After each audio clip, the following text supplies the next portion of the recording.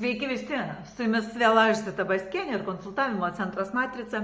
Ir šiandieną norėjau jums papasakoti, kaip aš atradau antrą, šiek tiek paslėptą, bet visai viešai padėtą klaidą arba paslaptį arba žinias, kurias mes dažnai, kai šiek tiek jas patraukiam nuo pusiausvyros į kažkurią pusę, tada ji pasislepia.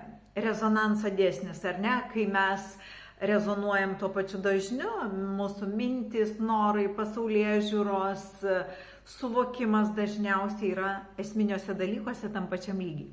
Tai kažkada video dariau apie tai, kaip aš pastebėjau, kad aš neskęstu vandenyje.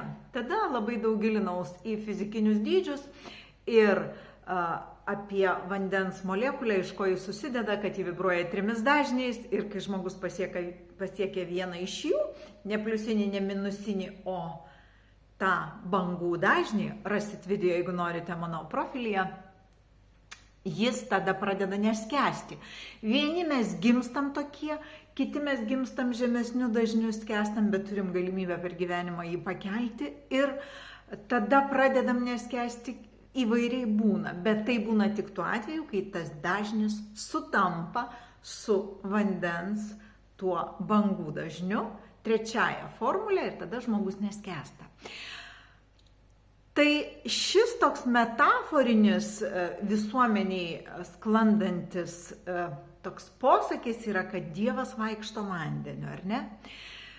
Tai vat nuo paprastos buitinės kalbos, jeigu mes paimsim, kaip žmogus neskęsta vandenyje ir Dievas vaikšto vandeniu, tai atrodo visiškai nesuderinami dalykai. Tai čia demonstruoju jums, kaip tiesa pateikta kažkokia nepasiekiama forma mums atrodo kaip mistika arba kažkas tokio, prieš ką reikia klauptis, melstis ir prašyti, o ne gyventi, augti ir taisyti save į tiesą arba į teisingą save.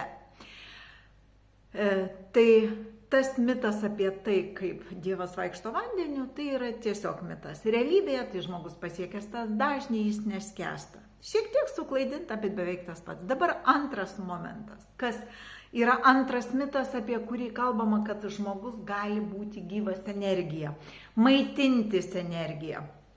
Vėlgi per gyvenimą, ką aš pastebėjau, kaip buvo anksčiau ir kaip yra dabar. Ne tai, kad tu tiesiogiai, negalima visko priimti tiesiogiai tu negali tos energijos valgyti ir ją būti gyvas, bet tu energiją valgydamas jauti. Todėl, kai aš pradėjau jausti žmogaus energiją, kuris gamino ir padėjo tą maistą, mes turim restoranuose, kavinėse, ar ne, ir aš supratau, kas tai yra.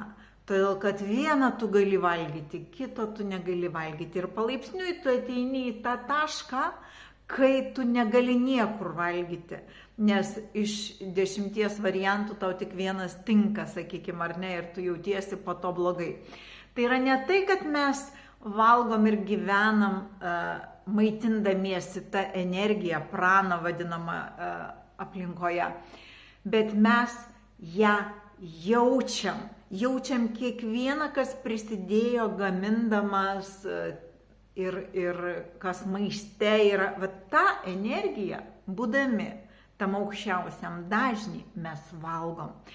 Todėl dažniausiai mes atsisakom alkoholio, kai jau ateinam į tą dažnį. Ir visų palaipsniui dalykų, kurie labai stipriai koncentruoti yra į negatyvą, ar ne, mėsa. Jokių būdų nesakau, kad ją reikia mesti valgyti, todėl kad aš taip pat ją dar valgau, bet aš jaučiu, kaip viskas kinta, ar ne, kaip tu jau ateini į tam tikras mintis, analizuoji savo pojūčius. Taip vyksta.